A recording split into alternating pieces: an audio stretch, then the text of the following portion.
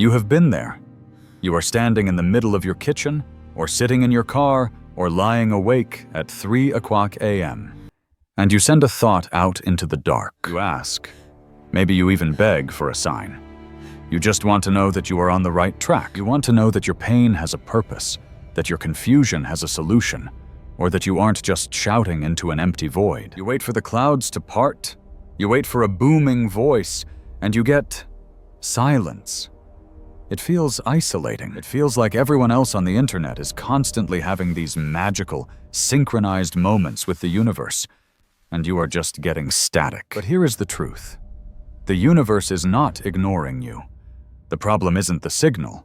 The problem is the language. You are waiting for a text message in English, but the universe speaks in symbols, in patterns, and in the quiet architecture of coincidence. If you have ever glanced at a clock at exactly 11:11, or had a bird land near you at a moment of grief, or heard a stranger say the exact words you needed to hear, you have already received the message. You just need to learn how to decode it. Today, we are going to break down the 7 layers of this communication. We are going to look at the spiritual meanings that have survived for thousands of years. But we are also going to look at the fascinating neuroscience that explains why your brain lights up when these things happen. By the end of this, you won't just be hoping for a sign. You will realize you are already surrounded by them. First, we have to look at the machine that makes this all possible. Your brain. Before we get into the mystical, we have to respect the biological. Skeptics often dismiss signs as just in your head, but the science behind why we see signs is actually incredibly profound. It starts with a system called the reticular activating system, or RAS. Your brain is bombarded with millions of bits of data every single second. If you processed all of it, you would collapse.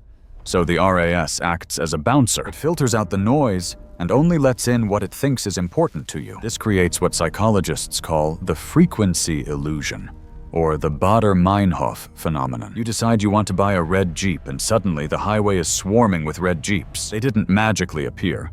Your filter just changed. When you start asking for a sign, you are reprogramming your RAS. You are telling your brain, look for meaning. This triggers confirmation bias. If you feel lost and ask for guidance, your brain starts scanning the environment for anything that looks like an answer. Now, does this mean the sign is fake? Not necessarily. It means the sign is the meeting point between an external event and your internal state. The magic happens when the physical world mirrors your psychological world. Whether that is God, the universe, or your own subconscious projecting a map onto reality, the result is the same. You get the message you need. The most common entry point into this language is the number glitch. You look at your phone, 11:11. You buy a coffee, $4.44. You drive behind a car, license plate 222. At first, you ignore it. Then it happens 3 times in one day. It feels like a glitch in the matrix. In numerology and angelic traditions, these aren't random digits. They are frequencies. Let's decode the most common ones. 111 or 11:11. This is the wake-up call. It is widely interpreted as a portal of manifestation. It's a green light from the universe. The theory is that when you see this, your thoughts are manifesting rapidly. It's a reminder to watch your mindset. Stop worrying about what you fear and focus on what you want to build. 222. This is the stabilizer. It represents duality, partnership, and balance. If you are stressing over a decision, wondering if you are doing the right thing, 222 is the cosmic way of saying, trust the process. Keep going. You are planting seeds that haven't sprouted yet. 3. This is the creative spark. It is often linked to the concept of the Trinity: mind, body, spirit. It's a nudge to express yourself, to create, and to align your actions with your soul's purpose. 444. This is the fortress. If you are going through a hard time, feeling unsafe or unstable, seeing 444 is interpreted as a sign of protection. It's a message that your foundation is solid, and you are supported by unseen forces. 555. This is the chaotic one. It signifies change. Big change. If you see this, buckle up. A shift is coming. and you are being asked to let go of the old to make space for the new. 999. The end of the movie.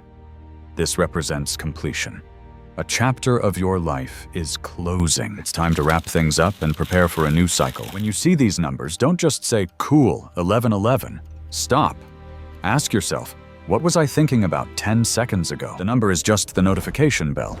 The message is usually the thought you were just having. The next layer of communication comes from the natural world, the animal totem. Human beings have been reading nature for millennia. We have forgotten this language, but it still works on us. You are hiking, your mind racing with grief, and suddenly a hawk screeches and dives right in front of you. It shocks you out of your loop. Culturally, these encounters carry heavy weight. The hawk or eagle. This is about perspective.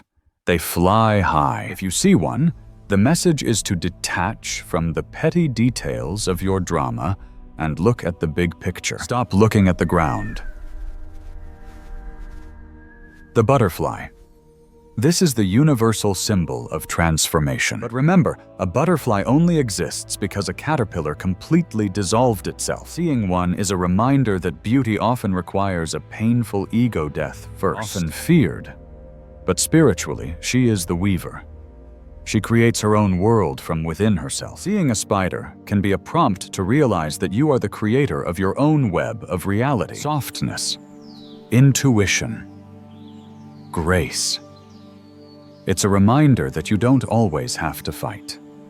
You can move through obstacles with gentleness. Psychologically, the reason a hawk feels like a sign is because it breaks the pattern of your normal reality during a moment of high emotion. Your brain links the external anomaly with the internal intensity, creating a moment of profound meaning. Then, we move to the most famous concept in this field: synchronicity. This term was coined by Carl Jung. He noticed that sometimes things happen that have no cause and effect relationship, but are deeply connected by meaning. You're thinking about a specific problem. Maybe you need to quit your job. You walk into a bookstore, and a book falls off the shelf right in front of you. The title is Leap of Faith. You turn on the radio, and the song is about leaving a town. You get a text from a friend asking, "Are you happy at work?" Statisticians will tell you that with billions of people and events, coincidences are inevitable, and they are right. But the difference between a coincidence and a synchronicity is resonance. A coincidence is interesting. A synchronicity hits you in the gut. It feels like the universe is conspiring to help you. These are cosmic breadcrumbs. When you see them, follow them. They are usually leading you toward your authentic path. But what about when you aren't awake? We have to talk about the dream space. You spend 1/3 of your existence asleep. Many ancient traditions believe this is when the ego shuts up and the spirit speaks. We aren't talking about the random processing dreams where you lose your shoes. We are talking about the big dreams, the ones that feel more real than waking life. If you dream of flying, it's often a desire for liberation, a sign you are rising above a problem. If you dream of teeth falling out, it's a classic symbol of powerlessness, anxiety, or a fear of losing control over your self-image. If you dream of water, look at the state of the water. Is it a calm ocean? That's peace. Is it a tidal wave? That's overwhelmed emotion. If you dream of snakes, it's complicated. It can mean a threat, but often it means healing and transformation, shedding the old skin. Don't reach for a generic dream dictionary. Ask yourself, how did the dream make me feel? Your subconscious uses symbols that are personal to you. Start a dream journal. You will be shocked at how much guidance you are receiving every night that you just forget by breakfast. Sometimes the universe wears a human face. This is the messenger. This is the stranger in the coffee shop. This is the offhand comment from a coworker. You are struggling with a dilemma, agonizing over it. Then, someone you barely know drops a sentence that cuts through the noise like a laser. They don't even know they did it. They are just chatting. But for you, the words land with electric weight. Your reticular activating system was hunting for an answer, and it found it in the mouth of a stranger. These moments are often unexpected. The advice doesn't come from a guru on a mountaintop. It comes from the barista, or a child, or an overheard conversation on the bus. When you hear the truth, it resonates. It rings a bell inside you. Don't dismiss it just because the source seems ordinary. Finally, all of these signs point to one thing: your intuition. This is the ultimate sign. It is the master key. All the numbers, birds, and dreams are just training wheels to get you to trust this. Intuition is not magic. It is your subconscious mind processing terabytes of information faster than your conscious mind can explain. It's the gut feeling. It's the immediate expansion you feel in your chest when you make the right choice, or the sudden pit in your stomach when you are about to make a mistake. We are taught to ignore this. We are taught to look at spreadsheets and pros and cons lists, but your intuition knows the answer before you have even formulated the question. To hear it, you have to get quiet. You have to practice stillness. You have to stop asking the world what to do and start asking your body how it feels. So, here is your assignment. Stop trying to force a sign. Stop shouting at the sky. Instead, get curious. Treat your life like a scavenger hunt. Look for the patterns. Notice the numbers. Listen to the strangers. Trust the feeling in your gut.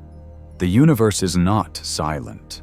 It has been singing to you the whole time. You just needed to tune your receiver to the right frequency. I want to hear from you. What is the craziest, most undeniable sign you have received lately? A number? A dream? A coincidence that scared you? Tell me in the comments. We learn by sharing these stories. And if this video felt like a sign to you, subscribe to the channel. We are building a community of people who are paying attention.